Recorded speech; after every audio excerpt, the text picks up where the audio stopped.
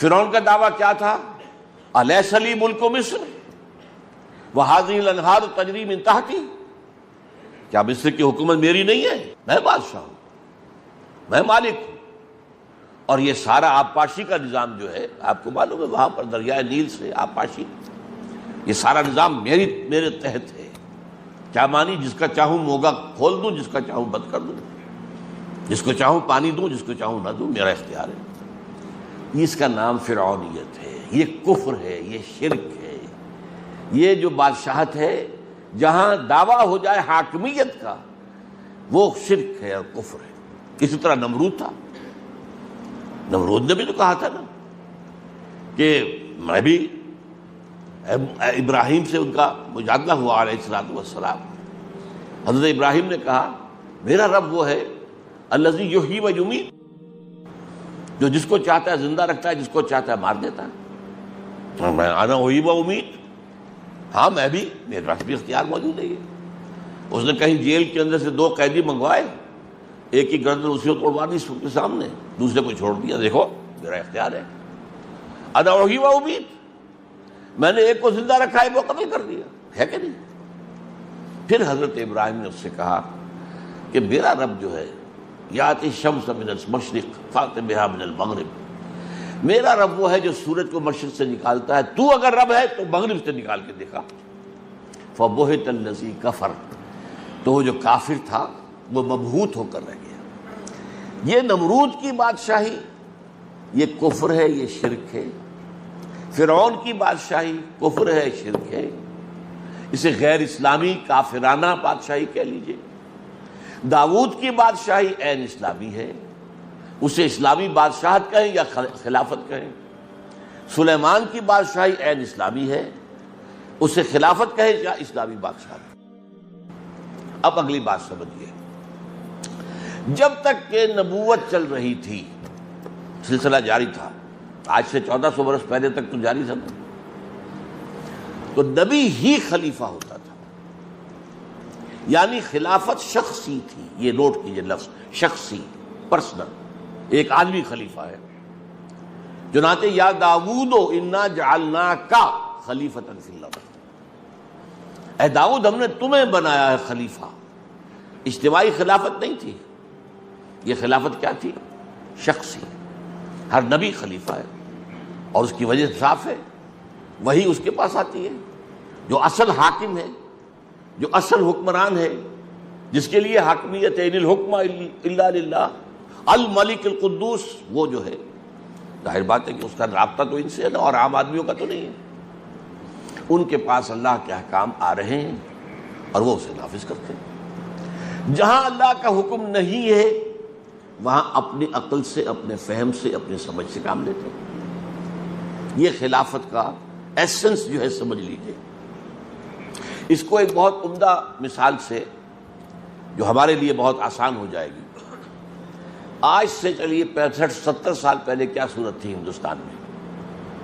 ہمارا حاکم کون ہوتا تھا؟ وہ بادشاہ ہے جو انگلستان میں بیٹھا، یا ملکہ ہے جو انگلستان میں بیٹھی، سوورنٹی تو اس کی تھی۔ یہاں وائس رائے ہوتا تھا دلی میں۔ وائس رائے کا کیا ریلیشن شپ ہے اس حکومت کے ساتھ؟ جو حکم آ جائے گا، ہز میجسٹیز گورنمنٹ، اگر بادشاہ ہے تو ہز میجسٹیز گورنمنٹ کہیں گے، اگر کوئین ہے تو ہر میجسٹیز گورنمنٹ کہیں گے۔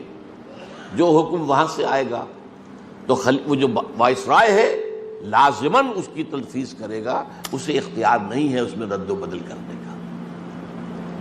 لیکن جہاں کوئی حکم نہیں آیا ہے وہاں وائس رائے کا کام ہے اپنی سمجھ سے کام لے، اپنے ذہن سے کام لے، دیکھیں موجودہ جو حالات ہیں، جو گیون سرکمسٹانسز ہیں، اس میں ہماری جو مملکت ہے، امپائر جو ہے، اس کے انٹرسٹ میں، اس کے مفاد میں کیا فیصلہ کرنا چاہیے۔ لیکن فیصلہ کون کرے گا؟ وائس رائے کرے گا، اس لیے کہ حکومت وہاں سے اصل حاکم کی طرف سے کوئی فرمان نہیں آیا۔ بس یہ ہے وائس ریجنسی کہہ لیجیے اس کو، یہی خلافت ہے۔ جو حکم اللہ کی طرف سے آ گیا وہ نافذ کرنا ہے، اس میں نبی کو اختیار نہیں ہے کوئی تبدیل کر دینے کا۔ البتہ جہاں کوئی حکم نہیں ہے وہ نبی جو ہے اپنی فہم، اپنی سوچ، اپنی صلاحیت، اپنی ذہانت اس سے کام لے کر جو فیصلہ چاہے گا کرے گا۔ اچھا، یہ کب تک سلسلہ چلا ہے؟ جب تک نبوت جاری تھی۔ اس سلسلے کی آخری کڑی کون تھے؟ محمد الرسول اللہ صلی اللہ علیہ وسلم۔ اب ہم یہ کہتے نہیں ہیں حضور کو کہ حضور خلیفہ تھے، حضور کی شان جو ہے بہت بلند ہے، لفظ خلافت سے اونچی ہے، اس لیے جو اصل اونچی شان ہے خاتم المرسلین ہے، خاتم النبیین ہیں، سید الانبیاء ہیں، محبوب رب العالمین ہیں، تو آپ جب بھی نام لیں گے آپ کو تو ہم اس حوالے سے لیں گے۔ لیکن آپ یہ سوچئے کہ مدینے میں جو چھوٹی سی ریاست قائم ہوئی اس کا حاکم کون تھا؟ حضور تھے، حضور خلیفہ تھے نا۔ جو بھی آ رہا ہے حکم حضور کو آ رہا ہے، حضور اس کی تنفیذ کر رہے ہیں۔ جہاں نہیں ہے آپ اپنی اجتہاد سے، اپنی سوچ سے، اپنے غور و فکر سے نتیجہ نکالتے ہیں۔ اب یہ بھی ہوتا تھا بعض معاملات کے اندر حضور نے ایک فیصلہ کیا، اللہ تعالیٰ کی طرف سے اس کی نفی ہو گئی، آپ نے ایسا نہ کیجیے، ٹھیک ہے بدل دیں گے۔ آپ نے قسم کھا لی تھی آج کے بعد میں یہ شہد دوبارہ نہیں کھاؤں گا، وہ آپ کو یاد ہے سورہ تحریم کی پہلی آیت، یا ایھا النبی لم تحرم ما احل اللہ لک تبتغی مرضات ازواجک، روک دیا گیا۔ یہ بھی ہو سکتا ہے کہ حضور کا ایک اجتہاد ہو اور اللہ نے اس کے اوپر جب کوئی نفی نہیں کی تو وہ گویا کہ شریعت کا حصہ بن گیا۔ لیکن بہرحال جو حکم آیا ہے اس کی تنفیذ کرنی ہے، اور جہاں کوئی حکم نہیں ہے اس میں نبی کو اختیار ہے کہ اپنے اجتہاد سے، اپنے سوچ بچار سے، اپنے فہم کے مطابق فیصلہ کرے۔ یہ حیثیت رہی ہے حضور کی مدینے کے 10 سال جو ہے ریاست جو بن گئی تھی، جو سن 8 ہجری کے بعد آپ کو معلوم ہے کہ وہ پورے عرب کی حکومت ہو گئی تھی، جب قریش بھی جو ہے انہوں نے اپنی شکست مان لی اور مکہ فتح ہو گیا، تو اگرچہ عرب میں کوئی فارمل حکومت نہیں تھی کہ اس کا صدر مقام مکہ ہو، نہیں، لیکن مکے کو وہ حیثیت حاصل تھی جسے ام القریٰ کہا گیا، مرکزی بستی وہی تھی، مذہبی مرکز وہی تھا، سب بت وہاں رکھے ہوئے تھے تمام قبیلوں کے، اور اس کے کسٹوڈین قریش تھے، تو گویا کہ قریش ہی ایک طرح سے مانوی طور پر پورے عرب پر حاکم تھے۔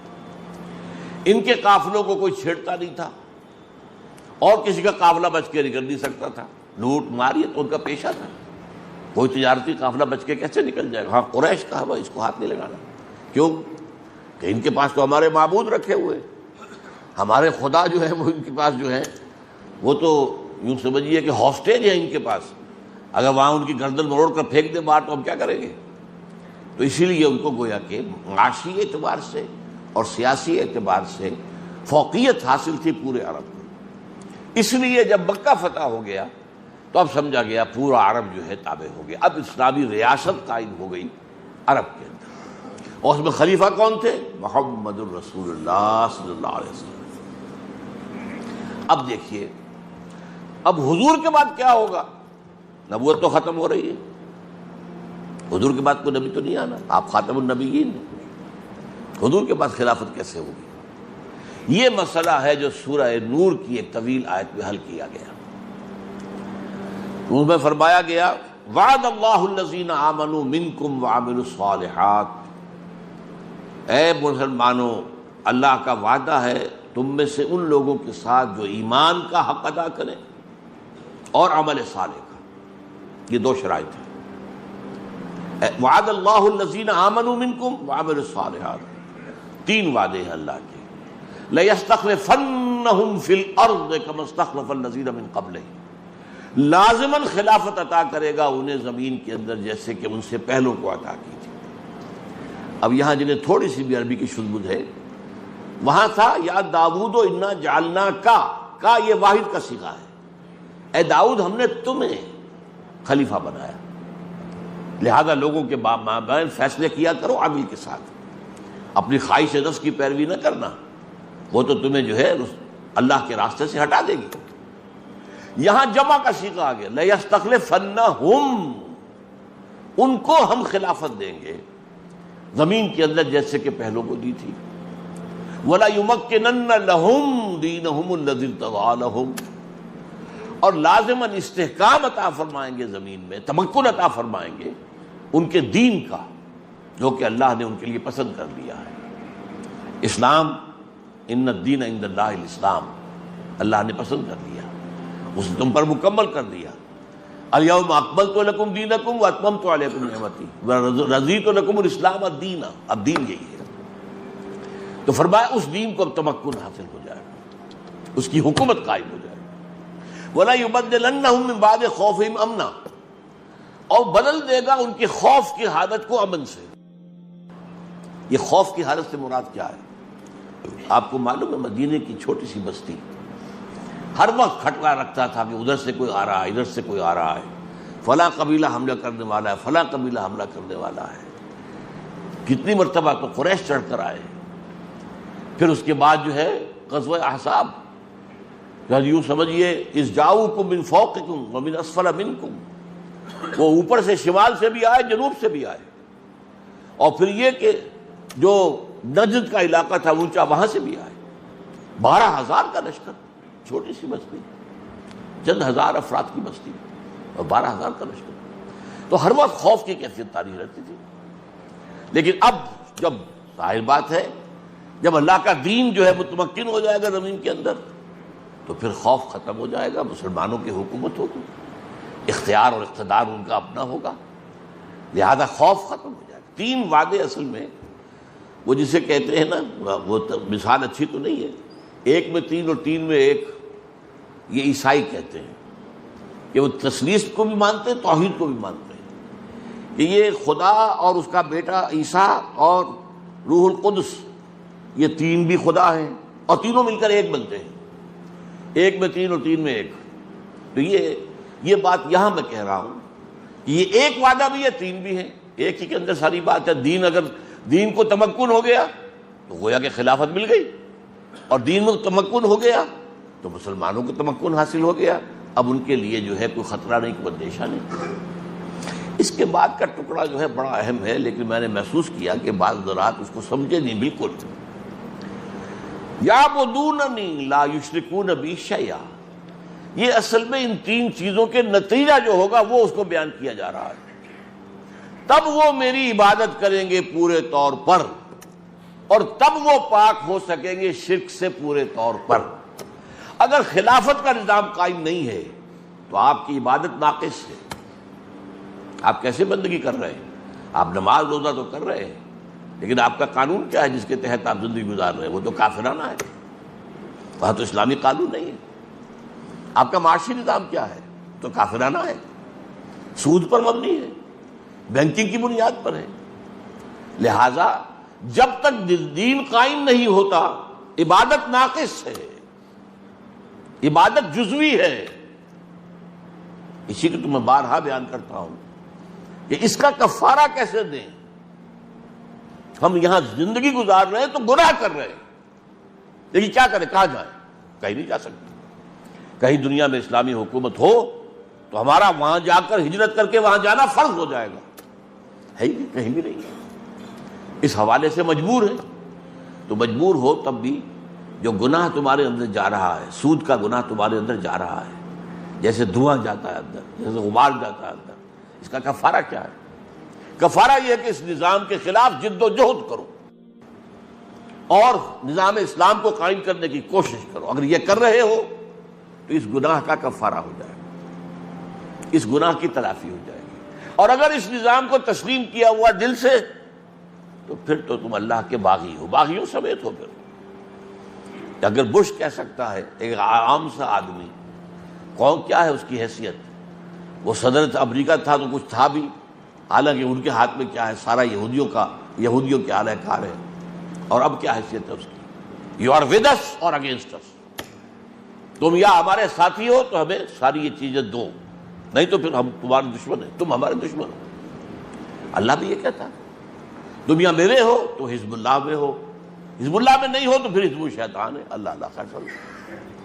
اس حوالے سے تو 3 باتیں جب ہو جائیں گی تب گویا کہ عبادت مکمل ہو۔ یعبدوننی لا یشرکون بی شیئا، جب تک وہ نظام قائم نہیں ہوتا شرک ہے۔ اگر وہ نظام نہیں ہے تو آپ کا دستور اگر کافرانہ ہے تو شرک ہے۔ اگر کوئی بادشاہ بن کر بیٹھا ہوا ہے مطلق، مطلق کہ جو چاہوں قانون بنا دوں، شرک ہو گیا۔ تو گویا کہ توحید بھی مکمل ہوگی کب؟ جبکہ حکومت اللہ کی ہو جائے۔ الحکم للہ ان الحکم الا للہ۔ اگر یہ بات کب ہوگی؟ جب ہم تمہیں خلافت دے دیں گے، تمہارے دین کو زمین میں تمکن دے دیں گے، اور تمہارے اوپر جو خوف کی فضا تاری اسے ختم کر دیں گے۔ یعبدوننی، پھر تم ہماری عبادت کرو گے جیسے کہ عبادت کرنے کا حق ہے، پھر تم شرک سے بچو گے جیسے کہ شرک سے بچنے کا حق ہے۔ یعبدوننی لا یشرکون بی شیئا ومن کفر بعد ذلک فاولئک هم الفاسقون۔ اب یہ جملہ بھی کیوں کہا گیا؟ جو اس کے بعد بھی کفر کرے جبکہ اسلام کا غلبہ ہو چکا ہے، پھر بھی وہ کفر پر اڑا ہوا ہے، تو وہ تو نہایت ناہنجار آدمی ہے، اس کے جو سیدھی جہنم ہے۔ اس لیے کہ چلیے باطل کے غلبے کے اندر آپ اگر کہیں میں مجبور ہوں کیا کروں؟ آپ کو معلوم ہے جب ہجرت فرض ہو گئی تھی تب بھی کچھ لوگوں نے ہجرت نہیں کی مکے سے، اور ان میں کچھ کے لیے تو صاف کہہ دیا گیا کہ یہ منافق ہیں، ان سے تمہارا کوئی رابطہ نہیں ہوگا۔ ما لکم من ولایۃ من شیء حتی یہاجروا، جب تک ہجرت نہ کرے۔ لیکن یہ کہ بوڑھے، ضعیف، بیمار، جو راستہ نہیں جانتے، عورتیں، سفر کے کوئی ذریعہ نہیں، ان کو معاف کر دیا گیا، ان کا معاملہ اور ہے۔ تو اس لیے اگر تو کوئی شخص جو ہے مجبوری کی حالت کے اندر، چونکہ غلبہ اس کا ہے، اور اس کے اندر آپ سوچئے ایک شخص سارا دن محنت شاقہ کر کے، محنت شاقہ 12 گھنٹے، آج کل سرکاری ملازم بھی جو ہے ان میں سے آپ دیکھیں گے کہ 8 گھنٹے اگر سرکار کے ملازمت کرتے تو کہیں شام کو کوئی اور جاب کرتے ہیں، تب کہیں جا کر بچوں کے لیے 2 وقت کی روٹی کا انتظام ہوتا ہے، اور جو عام مزدور ہے ان کا جو حال ہے، اب ان کے لیے تو ظاہر بات ہے کوئی اور جد و جہد کرنا ممکن نہیں ہے۔ ایسے لوگوں کا معاملہ تو اللہ تعالیٰ جو ہے وہ معاف کر دے گا، لیکن یہ کہ جن لوگوں کے لیے ممکن ہے اور نہ کرے، فَأُولَٰئِكَ هُمُ الْفَاسِقُونَ۔ جب دین کا غلبہ بھی ہو گیا اب بھی وہ دین کے اوپر آنے کو تیار نہیں، اب وہ امتحان تو نہیں رہا جو پہلے تھا۔ پہلے تو جب غلبہ جو تھا کفر اور شرک کا تھا تو ایمان لانے کا مطلب کیا تھا؟ کانٹوں بھرا بستر، آپ کو تکلیفیں ہر طرف سے آئیں گی، آزمائشیں آئیں گی، ستایا جائے گا، مارا جائے گا، لیکن اب تو بات ختم ہو گئی۔ بہرحال یہ تو اس آیت کو میں نے آج چاہا کہ ذرا اس کے جو آخری حصہ ہے اس کو سمجھنے میں بڑی کمی ہوتی ہے لوگوں کی، کہ اس کا مراد کیا ہے وہ میں نے آپ کے سامنے بیان کر دی۔ اب کیا ہوا کہ اب خلافت جو ہے وہ اجتماعی ہو گئی، لَيَسْتَخْلِفَنَّهُمْ فِي الْأَرْضِ۔ اب اسی کو دیکھیے، یہ جو سفر دین نے طے کیا، دین میں پہلے شخصی خلافت تھی، اس کے بعد اجتماعی خلافت مسلمانوں کی، اہل ایمان کی۔ شرط کن کی ہے؟ الذین آمنوا منکم وعملوا الصالحات، یہ 2 شرط۔ یہی سفر طے کرنا پڑا ہے بالآخر ملوکیت کو بھی، بادشاہت کو بھی۔ پہلے بادشاہ تھا حاکم مطلق، اس کے بعد کیا ہوا؟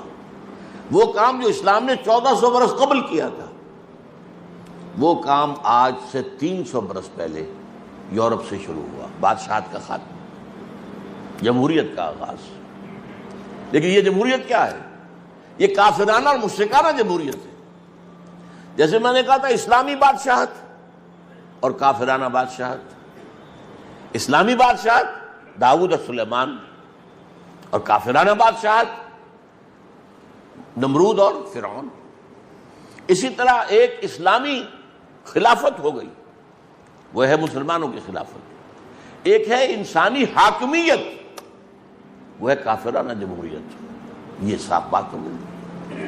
یوں سمجھیں، میں اسے اس طرح عام لوگوں کو سمجھایا کرتا ہوں کہ فرعون فرض کیجئے اس کے سر پر ٹنوں گندگی رکھی ہوئی ہے، گندگی جو ہے ٹنوں کے حساب سے اس کے سر پر ہے۔ اب کیا کیا؟ اس کو 1 تولہ سب میں بانٹ دو، سب کو حاکم بنا دو۔ اب گویا کہ وہ حاکمیت انسانی جو فرعون کے سر پر رکھی ہوئی تھی ٹنوں نجاست کی شکل میں، وہ تولہ تولہ ماشا ماشا سب کو بانٹ دی، تم بھی حاکم، وہ بھی حاکم، یہ بھی حاکم، وہ بھی حاکم، سب حاکم۔ تو گویا کہ نجاست تو نجاست ہی رہے گی۔ وہ ایک ٹن ہے تب بھی نجاست ہے، تولہ بھر ہے تب بھی نجاست ہے، نجاست تو ہے۔ تو یہ جو عوامی حاکمیت کا تصور دنیا میں آیا کیوں ہے؟ دیکھیے علامہ اقبال کی جو نظم ہے ابلیس کی مجلس شورا، اس میں اس کا ایک مشیر یہ کہتا ہے کہ آپ تو دنیا میں جمہوریت کا نظام آ گیا، ہماری ابلیسیت جو ہے تو ختم ہو جائے گی، ابلیسی نظام کہاں رہ جائے گا؟ تو اس کا ایک اور دوسرا مشیر کہتا ہے خامخواہ تم پریشان ہو رہے ہو، ہم نے خود شاہی کو پہنایا ہے جمہوری لباس۔ یہ تو لباس بدلا ہے ہم نے، صرف وہی شاہی ہے، وہی انسانی حاکمیت ہے جو پہلے ایک شخص کی تھی اب عوام کی ہو گئی، فرق کیا پڑا؟ شیطنت تو شیطنت ہے، کفر تو کفر ہے، شرک تو شرک ہے۔ لیکن دوسرا مصرع اس شعر کا بہت اہم ہے، ہم نے خود شاہی کو پہنایا ہے جمہوری لباس، جب ذرا آدم ہوا ہے خود شناس و خود نگر۔ اب آدم میں خود شناسی پیدا ہو گئی، ہم بھی تو ہے نا، یہ جو بادشاہ جو ہے یہ کوئی آسمان سے اترا ہے؟ کیا اس کے جو ہے ہزاروں ہاتھ ہیں، ہزاروں پاؤں ہیں؟ کیا ہے اس کا؟ ہم بھی ہمارے جیسے دو ہاتھ دو پاؤں والا، خود شناس خود نگر، اپنی خود نگرانی کرنے والا آدم ہو گیا۔ سوچنے کی بات ہے، آدم کو کس نے بنایا خود شناس و خود نگر؟ یہ خود شناسی خود نگری محمد رسول اللہ کی دی ہوئی ہے صلی اللہ علیہ وسلم۔ محکومیت سے نکال کر انسان کو آزادی دینے والا وہ تو محمد ہے صلی اللہ علیہ وسلم۔ آپ کو معلوم ہے حضرت سعد بن ابی وقاص رضی اللہ تعالی عنہ کون ہیں؟ یہ عشرہ مبشرہ میں سے نمبر 1 تو نوٹ کیجیے، سب سے چوٹی کے 10 صحابہ، حضور کے کچھ ماموں لگتے ہیں رشتے میں۔ نمبر 2، یہ وہ واحد انسان ہیں جن کے لیے حضور نے فرمایا میرے ماں باپ تم پر قربان۔ غزوہ احد میں جب کفار نے حضور کو گھیر لیا تھا، چاروں طرف سے جو ہے تیروں کی، تو انہوں نے ڈھال بنا رکھا تھا اپنے آپ کو، اپنے جسم پر تیر لے رہے تھے، حضور کو بچا رہے تھے اور تیر چلا رہے تھے انہیں دور کرنے کے لیے۔ تو حضور نے فرمایا اے سعد تیر چلاؤ، تم پر میرے ماں باپ قربان۔